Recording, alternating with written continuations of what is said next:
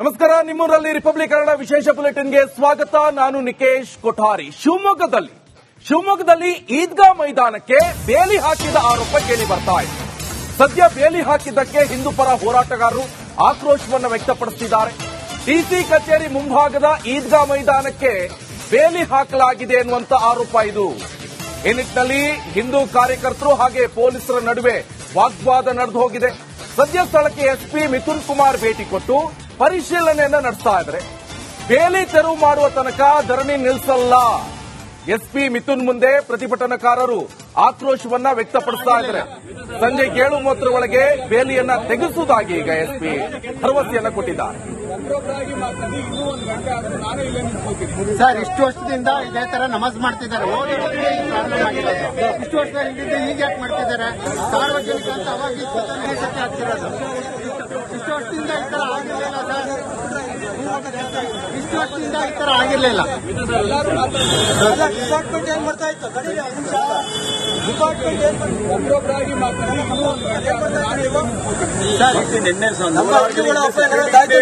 ಮುಂದೆ ಬರ್ತೀರಾ? Night security ಎದುರುಗಡೆ ಸ್ಟೇಷನ್ ಇಟ್ಕೊಂಡು ಇವೆಲ್ಲ ಹಾಕಕ್ ಬಿಟ್ಟಿದ್ದಾರೆ ಅಂತ ಹೇಳಿದ್ರೆ ಸಾರ್ವಜನಿಕರು ಸ್ವತ್ತಿದು, ಮುಸಲ್ಮಾನರು ಸ್ವತ್ತಲ್ಲ ಇದು. ಸಾರ್ವಜನಿಕರು ಸ್ವತ್ತಿದು. ಸಾರ್ವಜನಿಕರ ಜಾಗನ ಹೆಂಗವ್ರು ಬೇಲಿ ಹಾಕ್ತಾರೆ? ಯಾವ ಬೇಲಿ ಹಾಕಕ್ಕೆ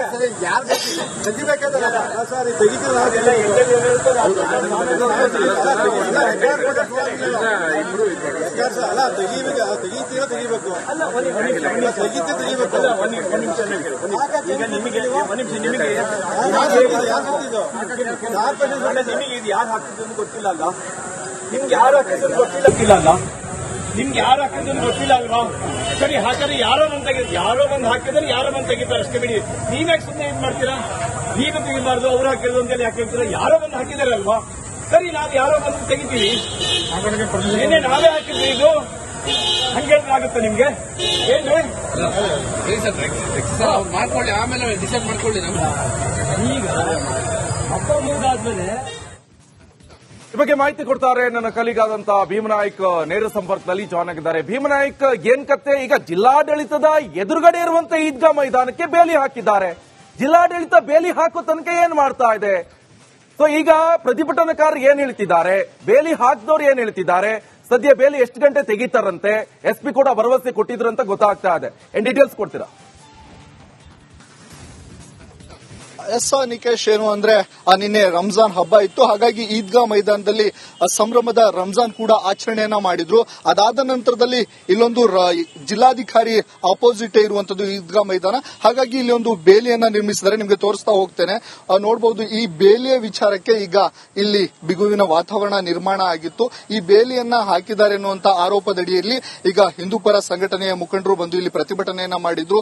ಜೊತೆಗೆ ಧರಣಿಯನ್ನ ಕೂತು ಈ ಬೇಲಿಯನ್ನ ತೆಗೆಸುವವರೆಗೆ ನಾವು ಯಾವುದೇ ಕಾರಣಕ್ಕೂ ಪ್ರತಿಭಟನೆಯನ್ನ ಹಿಂಪಡೆಯಲ್ಲ ಎನ್ನುವಂತ ಆಕ್ರೋಶವನ್ನ ಹೊರಹಾಕಿದ್ರು.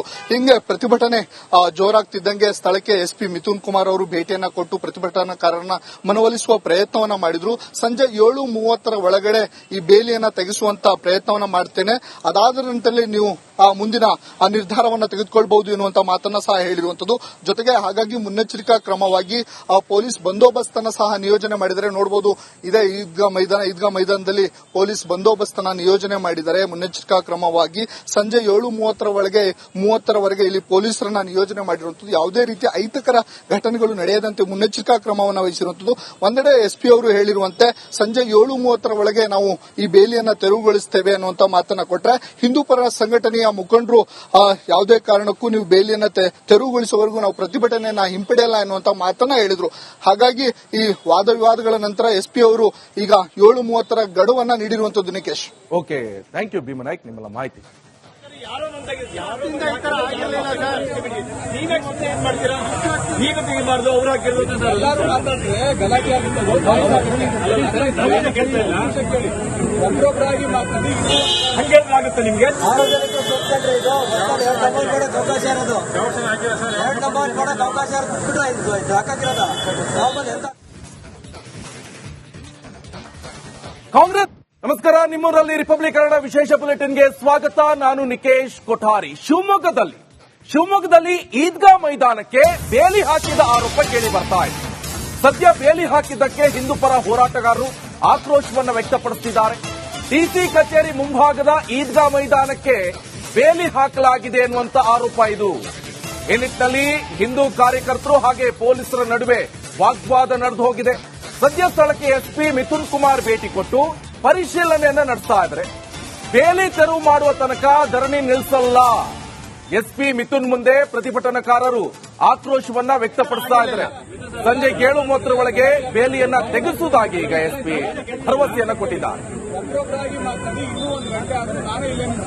ಸರ್, ಇಷ್ಟು ವರ್ಷದಿಂದ ಇದೇ ತರ ನಮಾಜ್ ಮಾಡ್ತಿದ್ದಾರೆ. ಇಷ್ಟು ವರ್ಷದ ಹಿಂದಿದ್ದು ಈಗ ಯಾಕೆ ಮಾಡ್ತಿದ್ದಾರೆ? ಸಾರ್ವಜನಿಕ ಅಂತ ಅವಾಗ ಹೇಸಕ್ಕೆ ಆಗ್ತಿರೋದು.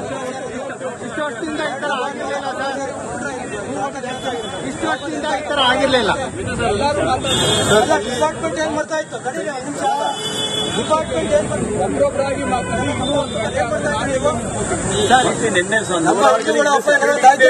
ಮುಂದೆ ಬರ್ತೀರಾ? ಲೈಟು ಸೆಕ್ಯೂರಿಟಿ ಎದುರುಗಡೆ ಸ್ಟೇಷನ್ ಇಟ್ಕೊಂಡು ಇವೆಲ್ಲ ಹಾಕಕ್ ಬಿಟ್ಟಿದ್ದಾರೆ ಅಂತ ಹೇಳಿದ್ರೆ ಸಾರ್ವಜನಿಕರು ಸ್ವತ್ತಿದು, ಮುಸಲ್ಮಾನರು ಸ್ವತ್ತಲ್ಲ ಇದು. ಸಾರ್ವಜನಿಕರು ಸ್ವತ್ತಿದು. ಸಾರ್ವಜನಿಕರ ಜಾಗನ ಹೆಂಗವ್ರು ಬೇಲಿ ಹಾಕ್ತಾರೆ? ಯಾವ ಬೇಲಿ ಹಾಕಕ್ಕೆ ಯಾರು ತೆಗಿಬೇಕಾದ್ರೆ ಸರ್ ತೆಗಿತಿಲ್ಲ.